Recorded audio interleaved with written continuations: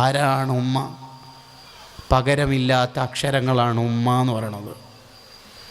ഉമ്മാനെ കുറിച്ചിട്ടുള്ള പ്രസംഗം യൂട്യൂബിൽ കേട്ടിട്ട് കരയുന്നതിനേക്കാൾ നല്ലത് ഉമ്മ ഉള്ള കാലത്ത് ഉമ്മാനെ ചിരിപ്പിക്കുക വേണ്ടത്.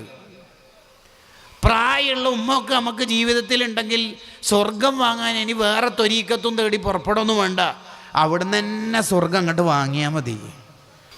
നബിയെ, ആരോടാണ് ഒരു മനുഷ്യൻ കൂടുതൽ കടപ്പാടുകളുള്ളത്? ഉമ്മുക്ക. പിന്നെയോ നബിയെ? ഉമ്മുക്ക. പിന്നെയോ ഉമ്മുക്ക. എന്ന് പറഞ്ഞാൽ ഒരു മനുഷ്യൻ കൂടുതൽ കടപ്പാടുകൾ കാണിക്കേണ്ട വിഷയം ചോദിച്ച സമയത്ത് നബി സല്ലല്ലാഹു അലൈഹി വസല്ലം തങ്ങൾ ഒന്ന് ഉമ്മുക്ക എന്ന് പറഞ്ഞാൽ പിന്നെ അതിലായില്ലേ, പിന്നെ ഇതിനെ രണ്ടാമത് പിന്നെയും ഉമ്മ പറയണത്. മൂന്നാമത്തെ മത്സര ഫലം അറിവായിരിക്കുന്നു. ജഡ്ജസ് പ്ലീസ് നോട്ട്, അല്ലെങ്കിൽ വേറൊരാളോട് വിളിച്ചു പറയാണ് എന്ത് മത്സര ഫലം അറിവായിരിക്കുന്നു, അനൗൺസ്മെൻ്റ് ചെയ്യുന്നു. അപ്പോൾ എല്ലാവരും ആകാംക്ഷയോടെ ഏതാണ് മത്സരം? ഒരു മനുഷ്യൻ ആരോടാണ് കൂടുതൽ കടപ്പാട് കാണിക്കേണ്ടത് എന്ന വിഷയത്തിലെ മത്സരത്തിൻ്റെ റിസൾട്ട്, ഒന്നാം സ്ഥാനം ഉമ്മാക്ക്, രണ്ടാം സ്ഥാനം ഉമ്മാക്ക് തന്നെ, മൂന്നാം സ്ഥാനം ഉമ്മാക്ക് തന്നെ. അങ്ങനെ പറയുന്ന പോലെയാണ് ഈ ഹദീസ് പറഞ്ഞത്. ഒന്നാം സ്ഥാനം ഉമ്മാക്ക് കഴിഞ്ഞാൽ പിന്നെ അടുത്ത ഇല്ല. ഉമ്മാൻ്റെത് കഴിയൂല മോനെ, ഉമ്മാൻ്റെത് കഴിയൂല, ഉമ്മാൻ്റെത് കഴിയൂല.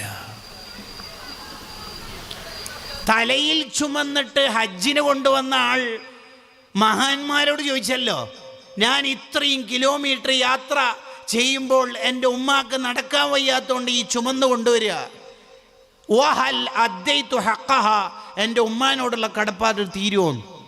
10 പോലും തീരൂല. എന്തേ? നിന്നെ ഗർഭം ചുമന്ന കാലത്ത് നീ ഇടത്തുനിന്ന് വലത്തോട്ടേക്ക് തിരിയുമ്പോൾ ഉമ്മ സഹിച്ച വേദനൻ്റെ പകരം എന്ത് ചെയ്താലും തീരുക. എപ്പോഴാ തീര മോനെ? മർലാനോട് ഒരാൾ ചോദിച്ചില്ലേ, ഞാൻ എൻ്റെ ഉമ്മാൻ്റെ കാഷ്ടവും മൂത്രമൊക്കെ വൃത്തിയാക്കുന്നുണ്ട്, എല്ലാം വൃത്തിയാക്കി കൊടുക്കുന്നുണ്ട്, ഉമ്മാക്ക് നടക്കാനും മറ്റാതും വയ്യാത്തതുകൊണ്ട് ഞാൻ ചുമന്ന് നടക്കല, എൻ്റെ ഉമ്മാനോടുള്ള കടപ്പാട് പൂർത്തിയായോ? ഇല്ല. എന്തേ? നീ ഇപ്പോൾ നിൻ്റെ ഉമ്മ അസുഖം പിടിച്ച് വയ്യാതായപ്പോൾ എല്ലാം വൃത്തിയാക്കി കൊടുക്കുന്നതും ചുമന്ന് നടക്കുന്നതും ചികിത്സിക്കുന്നതൊക്കെ നിൻ്റെ മനസ്സിൽ ഒരു എൻഡിങ് പോയിൻ്റ് മനസ്സിൽ ഇമേജ് ചെയ്തിട്ടുണ്ട്. എന്ത്? ഉമ്മ മരിക്കുന്നവരെ അല്ലേ ഇത് ചെയ്യേണ്ടതുള്ളൂ എന്ന്. അങ്ങനെ നിൻ്റെ മനസ്സിലുണ്ട് അല്ലേ? ഉണ്ട്.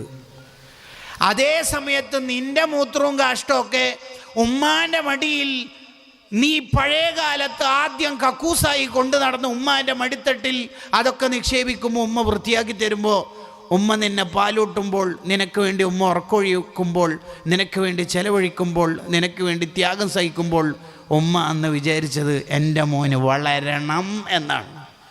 നീ ഇപ്പം കുറച്ച് ചികിത്സ ഫണ്ടൊക്കെ ആയി അങ്ങേയറ്റെത്തിയിട്ട് സ്വലാത്ത് മജ്ലിസിന് കൊടുത്തേക്കുന്ന എഴുത്തന്നെ ഹോസ്പിറ്റലിൽ കുറേ ആയി കിടത്തത്തിലാണ് ഉമ്മ സലാമത്തിന് വേണ്ടി ദ്വാരക്കണമെന്ന്. എന്താടാ അതിൻ്റെ അർത്ഥം?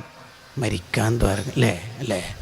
നീ വിചാരിക്കുന്നത് ഉമ്മാക്ക് ഫണ്ട് ചിലവാക്കുമ്പോൾ ചികിത്സക്ക് നിൻ്റെ ഭാര്യ കാഷ്ടവും മൂത്രവും ഉമ്മാൻ്റെത് വൃത്തിയാക്കുമ്പോൾ നീ വൃത്തിയാക്കി കൊടുക്കുമ്പോൾ ഉമ്മ മരിക്കണം എന്നാണ് വിചാരിക്കുന്നു. നിൻ്റെ ചെറുപ്പത്തിൽ നിൻ്റെ മൂത്രവും കാഷ്ടമൊക്കെ ഉമ്മ വൃത്തിയാക്കുമ്പോൾ വിചാരിച്ചത് നീ വളരണം എന്നാണ്. പിന്നെ എങ്ങനെയാ മോനെ ഇത് തീരുക? എങ്ങനെയാ തീരുക? ഉമ്മ നമ്മളിൽ നിന്ന് പോകുക എന്ന് പറയണത് നമുക്കൊരു അഭയകേന്ദ്രം നഷ്ടപ്പെട്ട പോലെയാണ്. ഒരു പരാതി ധൈര്യത്തിൽ പറയാൻ പറ്റിയൊരു സ്ഥലമാണ് ഉമ്മ എന്ന് പറഞ്ഞാൽ. ഒരു ധൈര്യമാണ് ഉമ്മാൻ്റെ അടുത്ത് പോയാൽ. പനിയൊക്കെ വന്നാൽ ഉമ്മാൻ്റെ ആ തണുത്ത കൈ നമ്മുടെ നെറ്റിക്കൊന്ന് അമർത്തി വെച്ചാൽ എന്തോ ഒരു ആശ്വാസമാണ്, എന്തോ ഒരു സമാധാനം. ഉമ്മ ഒന്ന് ഇവിടെ തന്നെ നിൽക്കുമോ?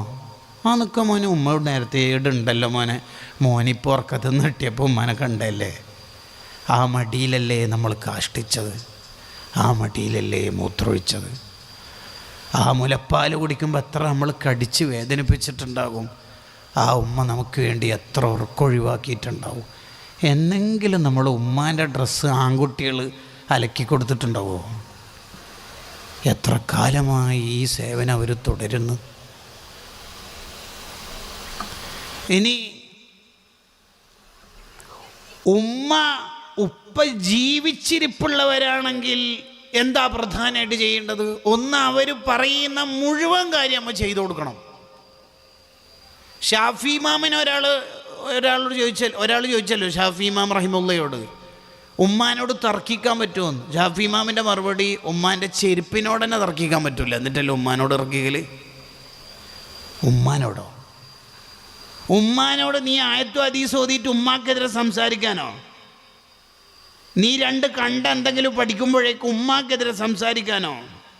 പറ്റൂല മോനെ, പറ്റൂല. ഒരു സുന്നത്ത് ഉമ്മ നമ്മളോട് ഒഴിവാക്കാൻ പറയാണ്. എങ്ങനെ ഒഴിവാക്കാൻ? എന്തോ ഒരു സാഹചര്യത്തിൽ. ഉദാഹരണത്തിന് റമദാൻ 27-ാം രാവ് ഉമ്മ പറയാണ്, മോനെ നീ ഇന്ന് പള്ളിയിൽ പോണ്ടോ? ആ പോണം. ഈ മഴയും കാറ്റും കോളക്കായതുകൊണ്ട് കറണ്ട് ഇടക്കിടക്ക് പോകുന്നുണ്ട്, എന്തോ എനിക്ക് ബേജാറ്, ഇവിടെ ആരുമില്ല. കഴിഞ്ഞ കൊല്ലമൊക്കെ മോനൊക്കെ ഉണ്ടായിരുന്നു, ഇപ്പം ആരുമില്ലല്ലോ. നീ ഇന്ന് തറാവിയും വിത്തറൊക്കെ വീട്ടിൽ നിന്ന് തന്നെ നിസ്കരിക്കാം മോനെ, എനിക്കെന്തോ ഒരു പേടിയും. അവിടെ എന്താ മസാല? വീട്ടിൽ നിന്ന് നിസ്കരിക്കണം ഉമ്മക്ക് വേണ്ടിയിട്ട്. ഏതാ രാവ്? 27 രാവ്. ഉമ്മ കഴിഞ്ഞിട്ടേ വേറെന്തെങ്കിലും ഉള്ളൂ ഈ ലോകത്ത്. സുന്നത്ത് നിസ്കരിച്ചുകൊണ്ടിരിക്കുമ്പോൾ ഉമ്മ വിളിച്ച് ആ വിളിക്ക് ഉത്തരം കൊടുത്തിട്ടില്ലെങ്കിൽ ഉമ്മാക്ക് വിഷമാവെന്ന് കണ്ടാൽ വേഗം കൈയളക്കുക, ഉമ്മാക്ക് ഉത്തരം കൊടുക്കുക. നിസ്കാരത്തിൽ കൈയളക്കാനുള്ള മസല പറയണത് എത്രമാത്രം പ്രാധാന്യമുണ്ട് നിങ്ങൾ ആലോചിച്ച് നോക്കിയേ. ആരാണ് ഉമ്മ? പകരമില്ലാത്ത അക്ഷരങ്ങളാണ് ഉമ്മ എന്ന് പറയണത്. ഉമ്മാനെ കുറിച്ചിട്ടുള്ള പ്രസംഗം യൂട്യൂബിൽ കേട്ടിട്ട് കരയുന്നതിനേക്കാൾ നല്ലത് ഉമ്മ ഉള്ള കാലത്ത് ഉമ്മാനെ ചിരിപ്പിക്കുക വേണ്ടത്. പ്രായമുള്ള ഉമ്മയൊക്കെ നമുക്ക് ജീവിതത്തിലുണ്ടെങ്കിൽ സ്വർഗം വാങ്ങാൻ ഇനി വേറെ ത്വരീക്കത്തും തേടി പുറപ്പെടൊന്നും വേണ്ട, അവിടുന്ന് തന്നെ സ്വർഗം അങ്ങോട്ട് വാങ്ങിയാൽ മതി. അബൂ ഇസ്ഹാഖുൽ ഇസ്ഫറാനി തങ്ങളോട് ഒരാൾ പറഞ്ഞല്ലോ, ഇന്നലെ നിങ്ങളെ സ്വർഗത്തിൻ്റെ കിരീടം ധരിച്ചതായിട്ട് ഞാൻ സ്വപ്നത്തിൽ കണ്ടിരുന്നു എന്ന്. മഹാൻ പറഞ്ഞു, എങ്ങനെ കാണാതിരിക്കുക, ഞാൻ ഇന്നലെ എൻ്റെ ഉമ്മാൻ്റെ കാല് കടച്ചിലെടുത്തിട്ട് തടവി കൊടുക്കുകയായിരുന്നു. പിന്നെ സ്വർഗമല്ലാതെ വേറെന്താ അള്ള തരാ?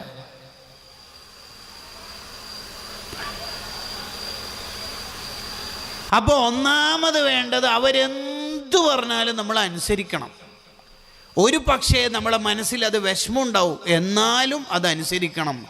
ആ അനുസരിച്ചതിൻ്റെ ബർക്കത്ത് തുടർ ജീവിതത്തിൽ അള്ളാഹു നൽകും. ആ പെണ്ണിനെ വേണ്ട മോനെ, നിനക്ക് എനിക്കെന്തോ ഒരു ഹൈർ തോന്നുന്നില്ല നീ അവിടെ വീടെടുക്കുന്നത്.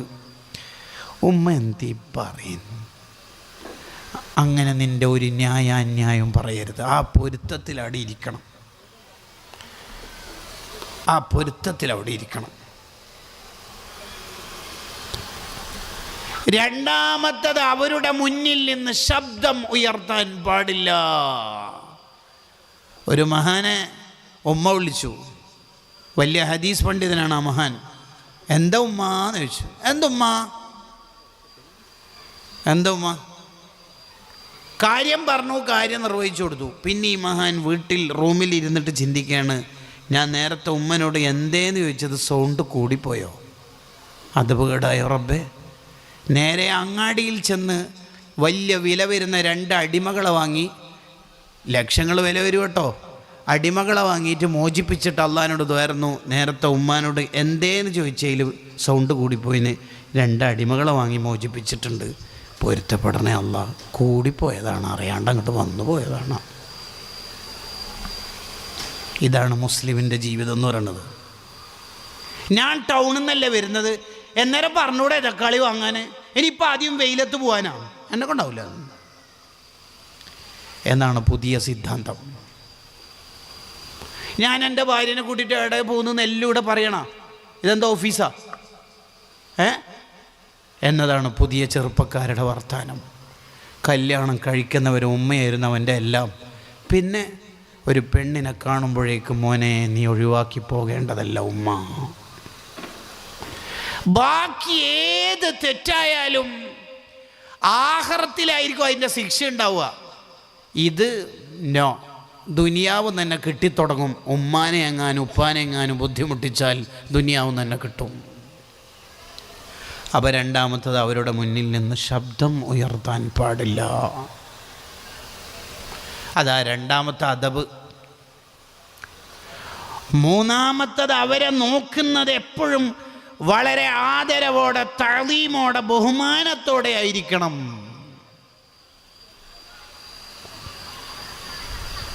കരുണയോടെ മാതാപിതാക്കളിലേക്ക് നോക്കിയാൽ ഹജ്ജ് ഉംറ ചെയ്ത കൂലിയ. വീട്ടിൽ തന്നെ സംവിധാനം സ്വർഗം വാങ്ങാൻ അള്ള വെച്ചേക്കണത്. ചില ചെറുപ്പക്കാരൊക്കെ ഉണ്ട്, എനിക്കൊക്കെ പരിചയമുള്ള കുറേ കുട്ടികളുണ്ട്. കുറച്ച് കുരുത്തക്കേടൊക്കെ അവരുടെ ജീവിതത്തിലെ പുതിയ ട്രെൻഡിനനുസരിച്ച് മുടിയിലും ഡ്രസ്സിലൊക്കെ ഉണ്ടാകും. എന്നാലും അവർക്ക് ജീവൻ്റെ ജീവനാ ഉമ്മ എന്ന് പറഞ്ഞാൽ. എത്ര കൂട്ടുകാർ എന്ത് പിക്നിക്ക്, എന്ത് ബീച്ച്, എന്ത് ഫുഡ് അടിക്കൽ എന്ന് പറഞ്ഞാലും ഉമ്മാൻ്റെ മിസ് കോൾ ഉണ്ടല്ലോ, ഉമ്മ എന്തിനാ വിളിച്ചേ? ഞാൻ വരാമോ, ഞാൻ വരാം. ഒന്നും തിരക്കിലൊന്നുമില്ല അയ്യോ, ഞാൻ കുറച്ച് എന്തേ ഉമ്മ വിളിക്കണ്ട. എന്ത് ഉമ്മ വിളിക്കുന്നുണ്ട്? ട്രെയിൻ, ഫ്ലൈറ്റ്, ഇവിടെ ഒരു വർത്താനില്ല, ഉമ്മ വിളിക്കുന്നുണ്ട്. അതിൻ്റെ മേലെയൊന്നും ഒരു ഫ്ലൈറ്റും പറക്കൂല, ഉമ്മ വിളിക്കുന്നുണ്ട്. അങ്ങനെ നമുക്ക് കഴിയണം മനുഷ്യന്മാരെ. ഒരു ഉമ്മയല്ലേ നമുക്ക് ജീവിതത്തിലുള്ളൂ. ഉമ്മ പോയാൽ ഇനി ആര്? ഉമ്മ പോയാൽ കണ്ണിൻ്റെ കാഴ്ച പോയ പോലെ എന്നല്ല പറയേണ്ടത്, സൂര്യനെ അസ്തമിച്ച പോലെയാണ്. ഒരു ഇരുട്ടായിരിക്കും ജീവിതത്തിൽ. ഒന്നും ആരോടും പറയാനും കഴിയില്ല, ഒരു ടെൻഷൻ പറയാൻ കഴിയില്ല. കാരണം ബാക്കി ആരോട് നമ്മൾ ടെൻഷൻ പറഞ്ഞാലും അവരുടെ ടെൻഷൻ നമുക്ക് കേൾക്കേണ്ടി വരും. ഉമ്മാക്ക് എത്ര ടെൻഷൻ ഉണ്ടെങ്കിലും നമ്മളെ ടെൻഷൻ ഉമ്മ കേട്ടാൽ, അല്ലാ കുറേ ദിവസമായ മോനെ ഡോക്ടറെ കാണിച്ചിട്ടില്ല, എന്താ മോനെ ഇങ്ങോട്ട് വാ. അതൊരു സ്നേഹമാണ് സംഭവം. ആ സ്നേഹലോകം വല്ലാത്ത ലോകമാണ്. ഈ 1 വയസ്സ് 1.5 വയസ്സൊക്കെ ആകുമ്പോൾ ഈ മുമ്പിൽ പല്ല് മുളക്കും, അരിപ്പല്ല് എന്നാണ് അതിന് പറയൽ. അന്നാണെങ്കിൽ നമുക്ക് ഈ കുറച്ച് മുലപ്പാൽ കുടിച്ചാലൊന്നും വല്ലാതെ ദാഹം മാറിക്കിട്ടൂല. അപ്പോഴൊക്കെ ഈ ഉമ്മയുടെ മുലക്കണ്ണിയിൽ കടിച്ച് വേദനിപ്പിക്കും. നമ്മളാ ഒരു എന്താ പറയുക, ഒരബക്കമായ കാലത്ത് ഉമ്മിങ്ങനെ പറിച്ചിട്ട് അപ്പുറത്തേക്ക് മാറ്റുമ്പോൾ അവിടെയും കിട്ടും കടി. അപ്പോഴൊന്നും ഉമ്മ നമ്മളെ ശപിക്കൂല, ലാനത്ത് ചെയ്യൂല. കള്ള കിട്ടൻ എൻ്റെ മോന് പറഞ്ഞ അങ്ങനെ ഒരു തമാശയിലൂടെ അതെത്രയാ വേദനിച്ചിട്ടുണ്ടാവുക, എത്ര വേദനിച്ചിട്ടുണ്ട്. നമ്മൾ തന്നെ ടോയ്ലറ്റിലൊക്കെ പോയാൽ ഇടത് കൈ കൊണ്ടേ വൃത്തിയാക്കുകയുള്ളൂ. വലത് കൈ കൊണ്ട് വെള്ളം എത്ര അടിച്ചാലും നജസ് ടച്ച് ചെയ്യണമെങ്കിൽ ഇടത്തേക്ക് കൈ കൊണ്ടേ ടച്ച് ചെയ്യുള്ളൂ. നമ്മളെ കാഷ്ടവും മൂത്രവും വലത് കൈ കൊണ്ട് തൊട്ട ഒരു മനുഷ്യൻ ഈ ഭൂമിയിൽ ജീവിച്ചു പോയിട്ടുണ്ടെങ്കിൽ നമ്മൾ ഉമ്മ മാത്രമായിരിക്കും. ഇപ്പം അല്ലേ ഈ പമ്പേഴ്സ് കൾച്ചറൊക്കെ വന്നത്. എന്തപ്പോൾ അതിന് പകരം പറയാം? എന്തപ്പോൾ പകരം? എപ്പോൾ സ്നേഹത്തോടെ മാത്രം നോക്കണം, സ്നേഹത്തോടെ മാത്രം. മോനെ നീ കുറച്ച് ദിവസം ലീവിന് വന്നാൽ എൻ്റെ അടുത്ത് നിൽക്കണേ മോനെ എന്ന് ചെറുക്കനോട് ഉമ്മ പറഞ്ഞാൽ, ഞാൻ ലീവിന് എങ്ങനെ വരും ഉമ്മ, ടിക്കറ്റ് ഫെയർ. നീ ഇപ്പോഴേന് വരൂല, നീ സാധാ റബീഉൽ അവ്വലിനും റമദാനിലൊക്കെ വരത്തുണ്ടല്ല. ഓൻ വരൂല. എന്തുകൊണ്ട്? ഓൻ ഭാര്യനെ ഖത്തറിലേക്ക് കൂട്ടീന്. വരില്ലല്ലോ, വരൂല. എന്നാൽ പിന്നെ എൻ്റെ ഭാര്യ ഫൗസിയാനെങ്കിലും അയച്ചുകൂടെടാ. തീരെ കഴിയുന്നില്ലടാ, തീരെ ആവുന്നില്ലടാ, തീരെ കഴിയുന്നില്ല. ആരും പണിയെടുപ്പിക്കാനൊന്നല്ല, എന്നാലും ഒരു ചായ ഉപ്പാക്ക് ആക്കി കൊടുക്കാൻ ആരുമില്ല. അപ്പം മോൻ്റെ ഡയലോഗ്, ഓളോട് ഞാൻ പറഞ്ഞു നോക്കിന്, പക്ഷെ ഓള് പറയുന്നത് നിങ്ങില്ലാണ്ട് ഞാനെങ്ങനെ പോവാ, അങ്ക് മിസ്സിങ് ആണ് എന്ന്. നമ്മളെ നാടുകൾ ഇപ്പോൾ വൃദ്ധസദനങ്ങളാണ്. ഓരോ വീടും വൃദ്ധസദന. 5 മക്കൾ, ഓരോരുത്തരിങ്ങനെ വ്യത്യസ്ത ഗൾഫ് രാജ്യത്ത് വിത്ത് ദെയർ വൈഫ്സ്, അവരുടെ ഭാര്യമാരൊന്നിച്ച് ആജിക്ക് അജുമിയും വൃദ്ധസദനത്തിലാണ്. 5 ബെഡ്റൂമുള്ള വീടൊക്കെ ആയിരിക്കും, ബാത്റൂം അറ്റാച്ച്ഡ് ആയിരിക്കും. വൃദ്ധസദനങ്ങളാണ്. ആർക്ക്? അവരവർ my life is my choice. എൻ്റെ ജീവിതം, ഞാൻ, എൻ്റെ ഭാര്യ, എൻ്റെ മക്കൾ എന്ന ലോകത്ത് ചുരുണ്ട് കടന്നുപോയി. ഉമ്മാനെ മറന്നിട്ടൊരു ജീവിതം ഒരാൾക്കുണ്ടോ? പോയി. അവൻ്റെ ഒരു ഇബാദത്തും അല്ലാഹ്ക്ക് വേണ്ട. ഇനി ഉപ്പിയുമ്മയും മരിച്ചു പോയവരാണെങ്കിലോ അതെന്താ വേണ്ടത്? അൽ ഈലാഹു അൽ ബയാൻ എന്ന ഇബ്നു ഹജറുൽ ഹൈതമി റഹിമഹുള്ളയുടെ കിതാബിൽ കാണാം. 3 കാര്യങ്ങളാണ് അവിടെ ശ്രദ്ധിക്കേണ്ടത്. ഉപ്പയും ഉമ്മയും ജീവിച്ചിരിപ്പില്ലെങ്കിൽ 3 കാര്യങ്ങൾ. 1, ജീവിച്ചിരിപ്പുള്ള ഒരാൾ ഉണ്ടെങ്കിൽ, എന്ന് പറഞ്ഞാൽ ഉമ്മയാണ് മരിച്ചത് അല്ലെങ്കിൽ ഉപ്പയാണ് മരിച്ചത്, ഒരാളുണ്ട്, അവരെ കൂടുതൽ കൂടുതൽ സന്തോഷിപ്പിക്കുന്ന പ്രവർത്തനങ്ങൾ നമ്മൾ ചെയ്തുകൊണ്ടിരിക്കുക. എന്നാൽ മരിച്ചുപോയ ആളെ കൂടി അതൊരു സന്തോഷിപ്പിക്കലാവും. ഇവരെ കൂടുതൽ സന്തോഷിപ്പിച്ചാൽ അതുകൂടി മേക്കപ്പ് ചെയ്തു പോകും എന്ന് ചുരുക്കം. ഒന്നതാണ്. ഉമ്മയുള്ളൂ, നല്ലോണം സന്തോഷിപ്പിക്കുക. ഉപ്പാനെ കൂടുതൽ സന്തോഷിപ്പിക്കാനൊന്നും കഴിഞ്ഞിട്ടില്ല, ഉപ്പ പെട്ടെന്ന് മരിച്ചുപോയി, അല്ലെങ്കിൽ ഉപ്പ മാത്രമേ ഉള്ളൂ, ഉമ്മ പോയി, അപ്പോൾ ഉപ്പാൻ്റെ കൂടെ തന്നെ പരമാവധി സമയത്തുണ്ടാവുക. എന്നാൽ ഉമ്മാക്കും സന്തോഷവും ഉപ്പാക്കും സന്തോഷവും. അത് മേക്കപ്പ് ചെയ്ത് പോകും. ഒന്ന്. രണ്ട്, അവരുടെ ഖബർ സിയാറത്ത് ചെയ്യുക. അതവർക്ക് വലിയ സന്തോഷമുള്ള കാര്യമാണ്.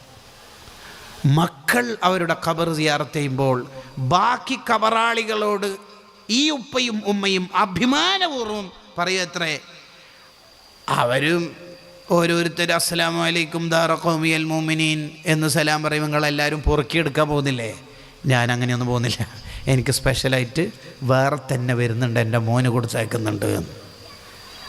നമ്മളാകുന്ന മക്കൾ ഉപ്പാക്കും ഉമ്മാക്കും അഭിമാനിക്കാൻ പറ്റുന്ന മക്കളാവണം. രണ്ട്. മൂന്നാമത്തത് വത്തസദ്ദഖു അൻഹുമാ, അവരുടെ പേരിൽ സ്വതക്ക ചെയ്യുക. മരിച്ചുപോയവരുടെ പേരിൽ സ്വതക്ക ചെയ്യുക. ഇന്ന സ്വതക്കത തസിലു ഇലാ മയ്യത്തിൻ ബിലാ ഖിലാഫിൻ ബൈനൽ മുസ്ലിമീൻ. ഇമാം നവവി റഹിമഹുല്ലാഹ് ശർഹ് മുസ്ലിമിൽ പറഞ്ഞല്ലോ, മരിച്ചുപോയവരുടെ പേരിൽ ചെയ്യുന്ന സ്വതക്ക അവർക്ക് ഉപകാരപ്പെടും എന്ന വിഷയത്തിൽ ഒരു മുസ്ലിമിനും എതിരഭിപ്രായമില്ല. വഹാബിനെ കുറിച്ചല്ല പറയണത്, ഒരു മുസ്ലിമിനും എതിരഭിപ്രായമില്ല. ഇന്ന സ്വതക്കത തസിലു ഇലാ മയ്യത്തിൻ ബിലാ ഖിലാഫിൻ ബൈനൽ മുസ്ലിമീൻ. നൂറ്റാണ്ടുകൾക്ക് മുമ്പ് ഇമാം നവവി റഹിമഹുല്ലാഹ് അവിടുത്തെ ശർഹ് മുസ്ലിമിൽ എഴുതി വെക്കുന്നുണ്ട്. വഹാബികൾ പറയുന്ന നോക്കണ്ട, മുജാഹിദ് ജമാഅത്തുകാരോ ഓർക്കെന്ത് ദീനറിയാം. മുസ്ലിമീങ്ങൾക്കിടയിൽ അഭിപ്രായ വ്യത്യാസം ഇല്ല എന്ന് പറഞ്ഞാൽ പിന്നെ ഒരുത്ത മുസ്ലിം ആണെങ്കിൽ അഭിപ്രായ വ്യത്യാസം ഉണ്ടാകാൻ പാടില്ല എന്ന്. വഹാബികൾ തന്നെ അംഗീകരിക്കുന്ന നേതാക്കൾ അവരുടെ കിതാബിൽ ഈ വിഷയം എഴുതി വെക്കുന്നുണ്ട്. ഇപ്പോൾ ഞാൻ അതിലേക്കൊന്നും കടന്നു കയറി സംസാരിക്കണില്ല. മരിച്ചുപോയ മാതാപിതാക്കൾക്ക് മക്കൾ ഇങ്ങനെ ഖൈറ് കൊടുത്തേക്കുമ്പോൾ അവിടെ സംഭവിക്കുന്ന ഒരു സന്തോഷമുണ്ട്. എന്താ സന്തോഷം? ആ മാതാപിതാക്കളുടെ മനസ്സിൽ വലിയ സന്തോഷം ഉണ്ടാകും. ഈ സ്വതക്കയും ഈ ഖൈറാത്തും ഖബറിലേക്ക് എത്തുമ്പോൾ അവർക്ക് വലിയ ഹാപ്പിയാവും.